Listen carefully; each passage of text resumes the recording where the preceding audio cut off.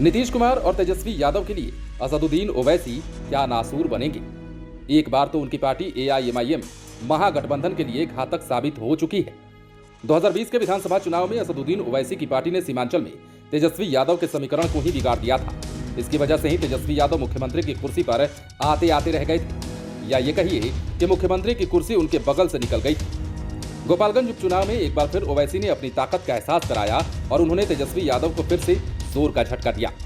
इस झटके को आज भी आरजेडी के लोग फील कर रहे हैं। कुढ़नी उपचुनाव में भी ऐसा ही कुछ देखने को मिला था और यही वजह है कि अभी से तेजस्वी यादव के साथ नीतीश कुमार भी लोगों को समझा रहे हैं कि बीजेपी की बी टीम पार्टी से संभल कर रहिएगा।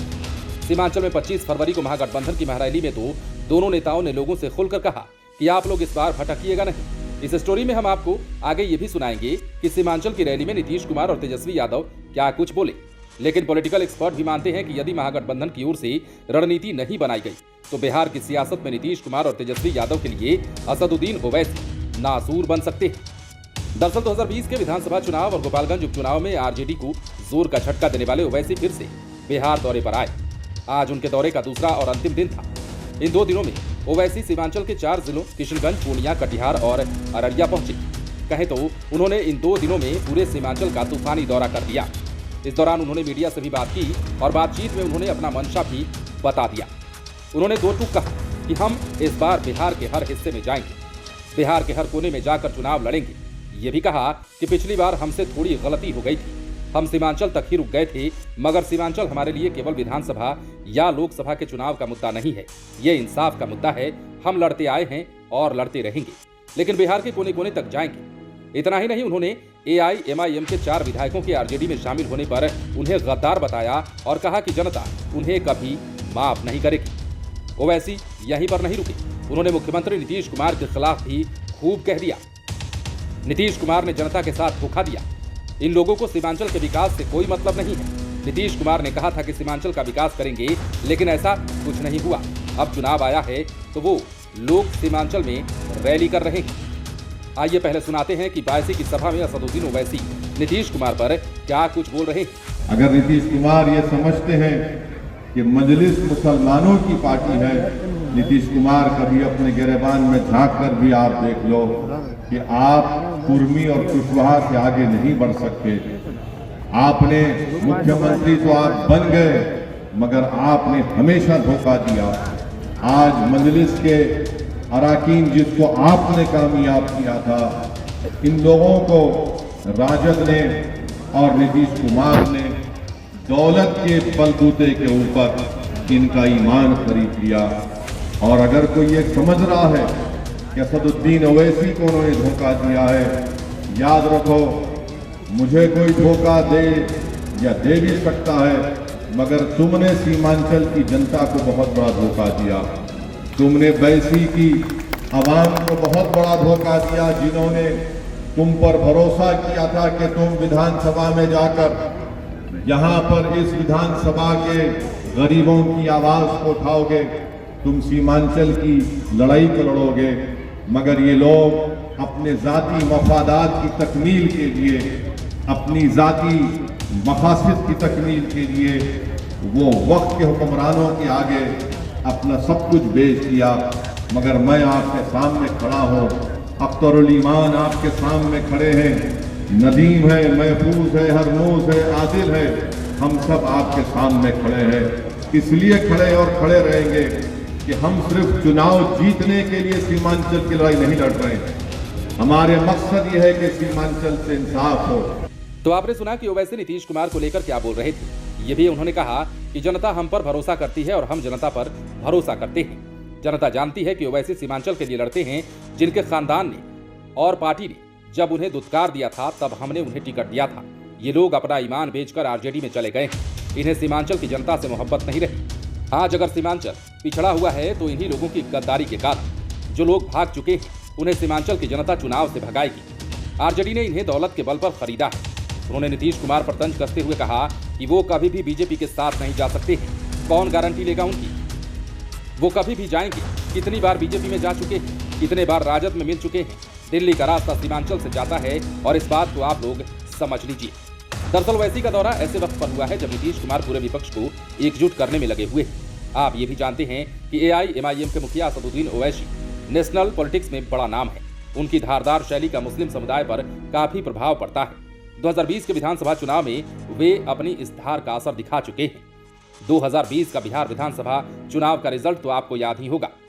243 विधानसभा सीटों वाले बिहार में एनडीए को फिर से जनादेश मिला था।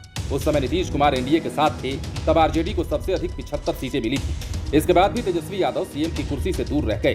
पॉलिटिकल एक्सपर्ट के अनुसार सीमांचल की 24 सीटों में से 5 सीटों पर ओवैसी की पार्टी ने कब्जा जमा लिया था। साथ ही दर्जन भर सीटों का उन्होंने समीकरण भी बिगाड़ दिया था। सीमांचल से 5 सीटें मिलने के बाद ही ओवैसी पर बीजेपी के लिए बी टीम का काम करने का आरोप लगा है। पहले आप ये सुनिए कि नीतीश कुमार सीमांचल की रैली में क्या बोल रहे हैं। और एक बात हम सबको कहेंगे कि आप जान लीजिए, जो माइनॉरिटी के लोग हैं, मुस्लिम समुदाय के लोग हैं, हिंदू समुदाय के सभी धर्मों के लोग हैं, सब एकजुट रहेंगे। लेकिन आप जान लीजिए, मुस्लिम समुदाय में भी इधर से उधर करने का धंधा वो कर रहा है। एगो पार्टी है और उस पटिया में तो 5 गो जीता था, 4 गो तो आ गया जनता दल में लौट करके आ गया आपके यहाँ। लेकिन आप समझ लीजिए, ये लोग क्या करते हैं, उससे कहते हैं कि तुम बोलो अनाप शनाप, लेकिन पूरे तौर पर वो साथ है ताकि मुस्लिम को बांटना चाहते हैं। तो याद रखिएगा, कभी भी ऐसे लोगों की बात मत सुनिएगा और एकजुट होकर के रहिएगा, क्योंकि अलग कर देगा और अलग करने के बाद सारे के सारे देश में फिर से लोगों के बीच में विवाद पैदा करेगा। तो आपने नीतीश कुमार को सुना कि वे ओवैसी पर क्या बोल रहे थे। अब तेजस्वी यादव को सुनिए। आप सब लोगों को हम कहना चाहते हैं, आप सब लोग चौकन्ना रहिए। कोई भी लोग का चाल है, 24 में देखिएगा कुछ ना कुछ इस सीमांचल में आकर के लोग कुछ ना कुछ हरकत करेगा। और इसमें एक लोग नहीं, दोनों पक्ष होंगे। एगो भाजपा का बी टीम भी है, मिल करके लोग चाहेगा कि सीमांचल के धरती पर नफरत की राजनीति जो है वो करने का काम करे। इसलिए आप सब लोगों से हम कहना चाहते हैं, कहीं इधर उधर नहीं होना है। कोई आएगा दाना देने तो उनके जाल में हमको फंसना नहीं है। मजबूती के साथ आप लोग एकजुट होकर के लड़ाई लड़ने का काम कीजिए। अब आपको थोड़ा गोपालगंज उपचुनाव की सैर कराते हैं। ये तो सबको पता है कि चुनाव में ओवैसी फैक्टर जितना मजबूत होगा, वो महागठबंधन के लिए उतना ही खतरनाक होगा, और ये जितना कमजोर होगा बीजेपी के लिए उतना ही संकट पैदा करेगा। ये गोपालगंज में अपना जलवा दिखा चुका है और तेजस्वी ने इसे बीजेपी की बी टीम पहले ही बता दिया है। दरअसल ओवैसी की पार्टी ने सबसे पहले सीमांचल में झटका दिया था, तब वहां से एआईएमआईएम को 5 सीटें मिली थी। हालांकि इनमें से 4 विधायक बाद में आरजेडी में आ गए थे और तब से आरजेडी को झटका देने के लिए एआईएमआईएम के प्रदेश अध्यक्ष लगे हुए थे। गोपालगंज में आकर उन्होंने काफी जोरदार ढंग से बदला लिया। ये भी कह सकते हैं कि एआईएमआईएम ने आरजेडी को गोपालगंज में जोर का झटका धीरे से दिया। पार्टी के उम्मीदवार को 12,000 से अधिक जो वोट आए, वे सारे वोट विशुद्ध रूप से आरजेडी के थे। ये सभी वोट मुस्लिमों के थे और इन्हीं वोटों की वजह से आरजेडी उम्मीदवार मोहन गुप्ता महज 1,794 वोट से हार गए। बहरहाल पॉलिटिकल एक्सपर्ट की माने तो भले ही तेजस्वी यादव अब नीतीश कुमार के साथ हो गए हैं, लेकिन उनके सामने सबसे बड़ा संकट आज भी ओवैसी की पार्टी ही है। गोपालगंज उपचुनाव में तो स्पष्ट हो गया कि वहां से आरजेडी की हार एआईएमआईएम की वजह से हुई थी। गोपालगंज में एआईएमआईएम उम्मीदवार को जो 12,000 से अधिक वोट मिले, वो शुद्ध रूप से आरजेडी के वोट थे। इसके बाद से ही एमवाई समीकरण के दरकने की विरोधियों ने हवा दे दी। कुढ़नी उपचुनाव में भी एआईएमआईएम ने महागठबंधन उम्मीदवार को हराने में अहम रोल निभाया। ये ठीक है कि गोपालगंज की तरह कुढ़नी में ओवैसी फैक्टर बहुत अधिक प्रभावित नहीं रहा, लेकिन एआईएमआईएम उम्मीदवार ने कम वोट लाकर भी जेडीयू को जोर का झटका दे दिया। ऐसे में पॉलिटिकल एक्सपर्ट भी मानने लगे हैं कि नीतीश कुमार और तेजस्वी यादव के लिए ओवैसी फैक्टर बहुत बड़ा सबक बन गया है। और जिस तरह से ओवैसी ने अपने 2 दिवसीय दौरे में 2 टूक बात कही है कि वो इस बार पूरे बिहार में लड़ेंगे, बेशक महागठबंधन के लिए टेंशन की बात है और इसे देखते हुए महागठबंधन को रणनीति बनानी होगी, वरना ओवैसी को नासूर बनते देर नहीं लगेगी। लाइव सिटीज के लिए पटना से राजेश ठाकुर की स्पेशल रिपोर्ट।